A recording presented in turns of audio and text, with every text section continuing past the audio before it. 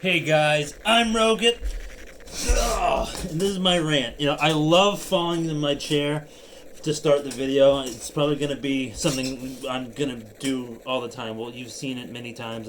Whatever.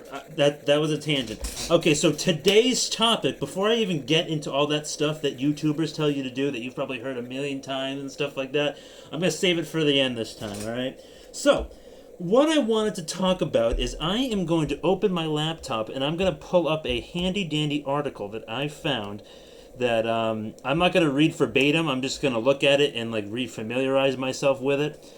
And yeah, it's about platinum and the other precious metals. And I just want to tell you a little bit why I'm still currently investing into them and what I've done recently. And I'm not a financial expert. I don't want to make any recommendations, but metals investing is my favorite form of investing because I'm in a bunch of different sectors when it comes to like investing in the stock market, investing into metals, investing into cryptos, stuff like that. So it is all the way down here. There it is, a beginner's guide to precious metals for an article titled that. I wouldn't really call it. There's some pretty heavy stuff in here. So I've been investing in silver and gold since June of last year. So it's been about a year and 4 months. And I've learned a lot in that time, but there's always something more to be learned. Always be in the mindset of self improvement. Always try to learn something new every day. And if you can learn two or three new things every day, well, then you're really going ahead of the curve there, bud. So what I wanted to talk about was the reason. So first of all, the reason why I decided recently to invest more in precious metals. And yes, I know I'm saying recently a lot, but it's just the ongoing economic situation, how we're in a recession, and it's kind of like a slow burn. It's going to get worse before it gets better, in my opinion. And I believe that metals are a hedge against inflation, and we're really going to start seeing inflation even ramping up more than what it currently has. Like if you go to the grocery store, like prices have shot up on like poultry, meat, into eggs, bread, like you name it. It's across the board. Like when it comes to any expense, just I'm not going to list all the expenses, but just any common expense, like a daily, monthly, weekly expense that you may have, it's all going up. And wages over a 50-year period really haven't matched it. And that's thanks to the money printing of the Federal Reserve and stuff like that. And we also have this pandemic to thank for that too, because it was kind of, the pandemic was the prick that popped the inflated bubbles that we're in. And I really don't care what anyone says. I believe that to be true. And if you're smart and stuff like that, you'll be fine. You'll come out ahead of this a-okay. And that's why I'm here, to just rant and just talk about it. And not everything I say is true. Not everything I say is like taken like from a god or whatever. I'm not an expert, like I said, but I believe that this stuff is important and I want to talk about it. So that's the background why I've invested more in metals. I picked up some more silver, I got some more gold, and I made my first platinum investment. And I wanted to learn more about platinum and what separates it, what makes it different than silver and gold.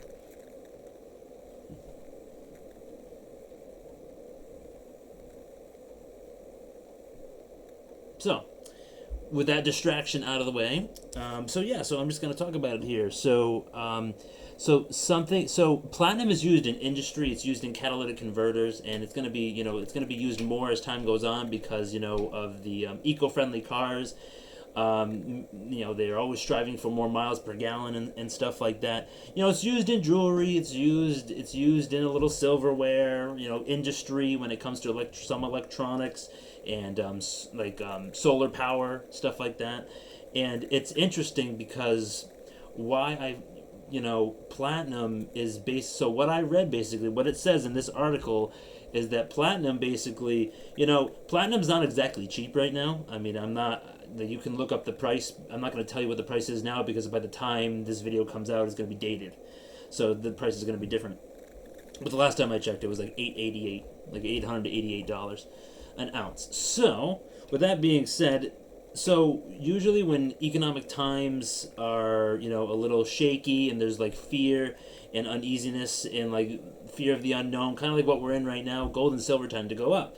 But platinum, platinum doesn't take a nosedive, but platinum usually tends to be a little higher in good economic times. So I thought that was very interesting how it could balance your metals portfolio in a way of just like, oh, well, when SHTF goes on, you'll have your gold and silver.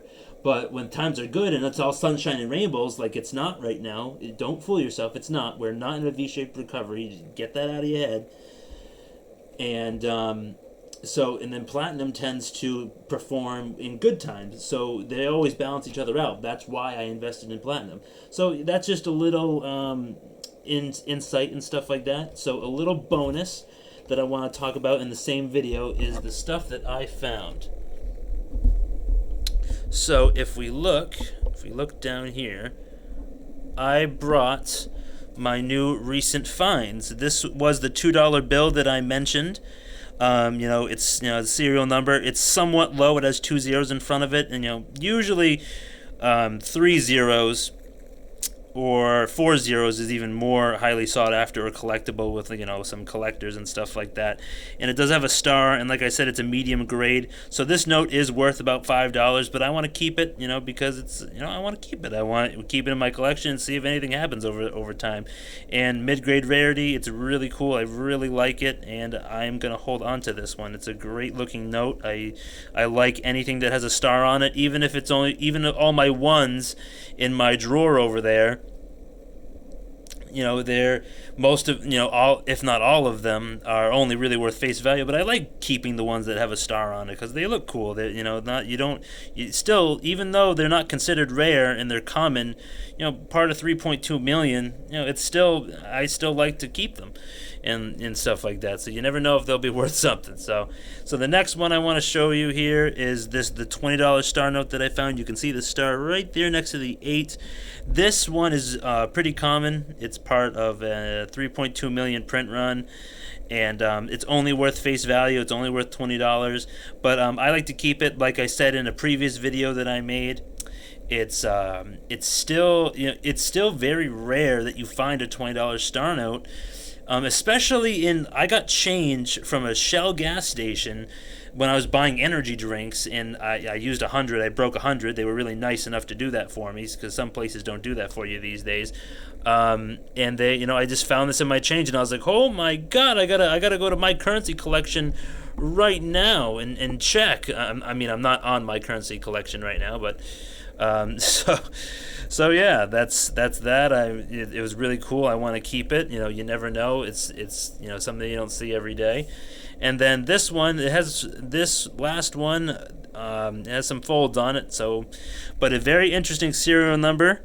It's a trinary, so some people find it collectible, some people don't. I keep most of my trinaries. But 72757275. How many notes can you find that have that same or similar pattern? Like a 12131213 or something like that. So again, I really don't know what this is worth because all I'm willing what someone is willing to pay for it. Because I did find a binary note one time and it sold for $20 on eBay, and that was just the bid that it got to before the auction was over. So you never really know what something is worth until you find out what someone is willing to pay for it. So that is everything I wanted to talk about. Let me just get this camera correct here. Oh, that's a little too high. Okay, big thump from upstairs. I have no idea what they're doing. Okay, so that is the whole video. I hope you enjoyed. If you liked content like this, hit that like button. And if you don't like the content, if you don't like my face, if you didn't like my notes that I showed you, make sure to smash that dislike button. It gives me a chance to improve, make better content, make more content, and just get better overall with what I'm doing.